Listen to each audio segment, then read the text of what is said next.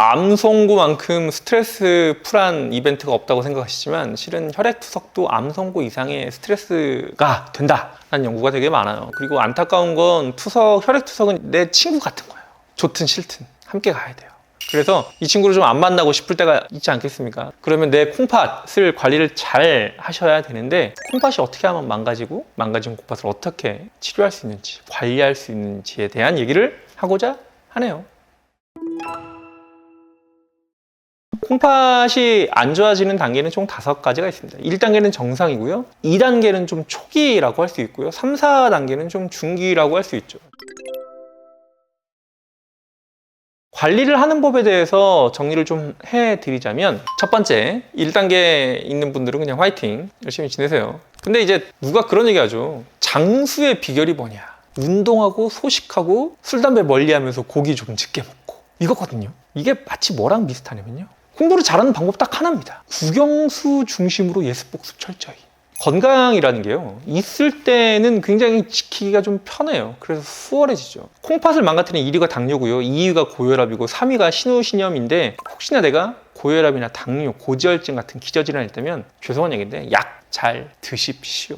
저는 고혈압 약, 고지혈증 약, 당뇨약을 드시는 분들한테 가장 많이 듣는 질문이 아우 이거 언제까지 먹어야 돼? 이거거든요. 고혈압이 있으셨어요. 고혈압 막 180, 200이었어요 혈압이. 근데 고혈압 약을 드셔가지고 그 혈압이 정상화가 됐어요. 그러면 제일 먼저 그 얘기부터 하세요. 약을 끊어도 되지 않느냐? 이제 정상이 됐으니까. 슬프지만 고혈압 약을 드셨기 때문에 정상이 된 겁니다. 물론 살도 빼고 소금도 안 먹고 설탕도 안 먹고 운동도 열심히 하면 정상이 될 거라고 죄송한데 착각을 하시지만 우리 몸은 그렇게 단순하지 않거든요.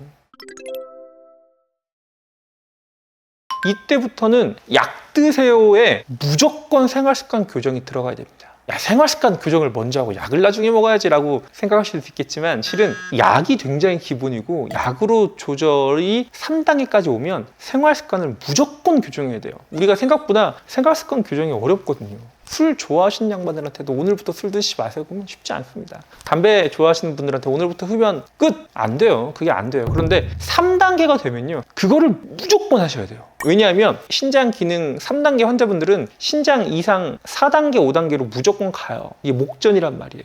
그러면 얘네들은 생활습관 교정이 굉장히 힘듭니다. 섭취해야 되는 총 칼로리, 섭취해야 되는 수분, 섭취해야 되는 단백질, 칼륨 수치가 제한이 돼요. 인도 제한이 됩니다. 그래서 3단계 때 이 습관을 들이지 않으면 4단계에서 오랫동안 버틸 수 있는 원동력이 사라져요. 그리고 야채, 칼륨이 야채에 많이 들어있는데 야채가 참 고혈압, 당뇨, 고지혈증에 좋습니다. 3단계 있는 분들은 야채 많이 드시고 소식하시고 인이 많이 들어있는 각종 인스턴트, 햄, 소세지 그리고 가공식품을 최대한 멀리 하시는 게 필수입니다. 내가 60대입니다. 내가 60대예요. 3단계란 말이죠. 그러면 이제 병원에 협박을 해요. 겁을 주죠. 4단계, 5단계가 되면 투석을 하셔야 됩니다. 그럼 하늘이 무너지는 것 같아요. 스트레스가 커. 그러니까 이제 담배도 생각나고 술도 생각나고 맛있는 고기도 먹고 싶고. 근데 절대 그러면 안 된다는 거예요. 왜냐하면 3단계로 10년, 20년을 버티는 경우도 있거든요. 그러면 내가 60이잖아요. 그럼 20년 뒤면 어떻게? 80이잖아요. 그러면은 80까지 관리를 하면 투석 안 갈 수 있다는 거죠. 그래가지고 3단계에서는 식습관 가장 중요하다. 굉장히 중요하다. 투석을 하시는 분들은 기계에서 청소하면서 단백질이 빠져나가거든요. 그래서 투석을 받는 분들은 단백질을 잘 챙겨 드셔야 됩니다. 그런데 투석을 받기 전 3단계 분들은 저단백식이를 하셔야 돼요. 단백을 줄이셔야 돼요. 그래서 식습관이 좀 다르다. 특히 육가공, 붉은 고기는 정말 피하시는 게 좋다. 왜냐하면 가공된 고기에는 무조건 소금이 들어있거든요. 그리고 3단계에서는 소금이 정말 안 좋아요. 그냥 집에서 해주는 집밥 생각하시면 됩니다. 3단계에서도요, 대쉬 식단이라고 검색하면 나오고요. 지중해 식단도 굉장히 좋습니다.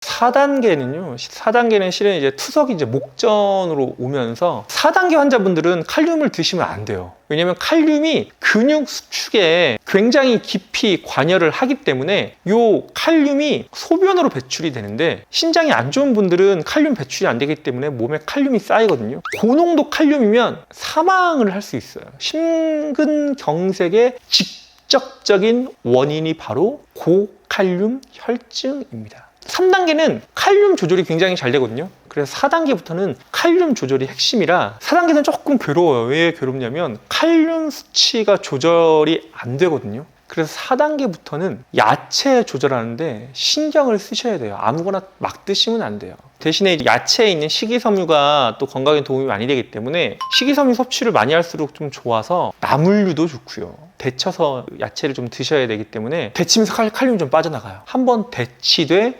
국물은 드시면 안 됩니다. 근데 꼭 생으로 먹어야 되는 그런 것들이 있지 않습니까? 그러면 식초 레몬물에 적어도 반나절 이상, 오버나잇이 제일 좋긴 한데 밤에 이제 다음날 먹을 야채를 좀 물에다가 이렇게 담궈놔서 칼륨을 좀 뺀 다음에 드시길 추천해 드리고요. 콩팥은 머리카락보다 가는 모세혈관 덩어리로 되어 있는데 고혈압, 혈압이 높으면 이 실타래가 찢어집니다. 그러면서 콩팥이 망가져요. 고혈압이 안 좋으니까 얘가 저혈압으로 되면 콩팥이 좋아지겠네?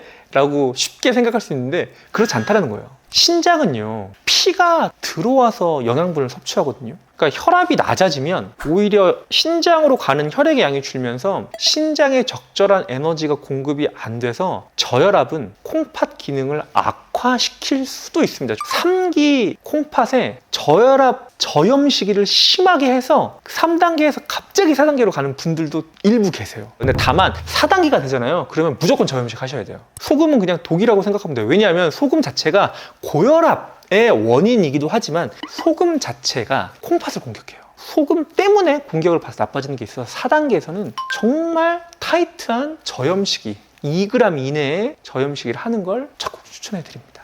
가지고 내가 하루에 소금을 몇 g 먹었는지, 내가 하루에 단백질을 몇 g 먹었는지 본인 체중에 맞게 기록을 해서 식사를 하셔야 합니다.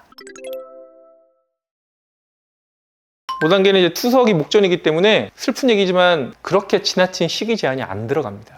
오히려 드시고 싶은 거 좀 드세요예요. 대신에 여전히 음주, 흡연은 안 돼요. 얘는 무슨 짓을 해도 안 됩니다. 투석을 하면 몸에 수분을 뺄 수 있는 유일한 방법이 투석이기 때문에 수분 제한에 걸려요. 내가 하루에 섭취할 수 있는 수분의 양이 정해져 있단 말이죠.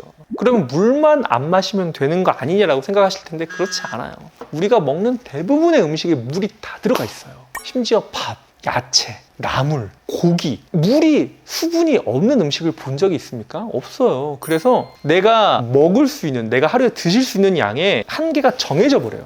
그럼 이 바운더리 내에서는 가공식품을 제외하고서는 최대한 잘 드시는 게 중요합니다. 투석하시는 분들은 총 양이 정해져 있기 때문에 식사 조절이 아니라 그냥 내가 좋아하는 좋은 음식, 삼겹살을 좋아하면 삼겹살로, 수육이나 오리고기나 이런 걸 좋아하면 그런 좋은 단백질로 이런 걸 좀 드시는 게 훨씬 더 중요해집니다. 신장은 1, 2, 3, 4, 5단계로 나뉘는데요. 1, 2단계는 어떻게 보면 초기라서 그냥 건강한 생활을 좀 영위한다고 생각하시면 되고 4, 5단계는 투선이 목전이라 꽤 심각하게 조절을 하셔야 되는데 3단계에 있는 분들이 내가 이렇게까지 건강을 챙기면서 밥을 먹어야 된다라는 생각으로 지내시면 좋을 것 같습니다. 풍부한 야채 그리고 육가공 음식 최대한 피하시고요. 적당한 금식을 좀 지키시면서 최대한 몸 상태를 가볍게 하는 생활습관, 식습관을 꼭 지키시기를 바라겠습니다. 영상 도움이 좀 되셨겠죠? 구독과 좋아요는 그 말 들었어요. 영상 제작에 큰 도움이 된다고 하더라고요. 도움이 됩니다. 감사해요.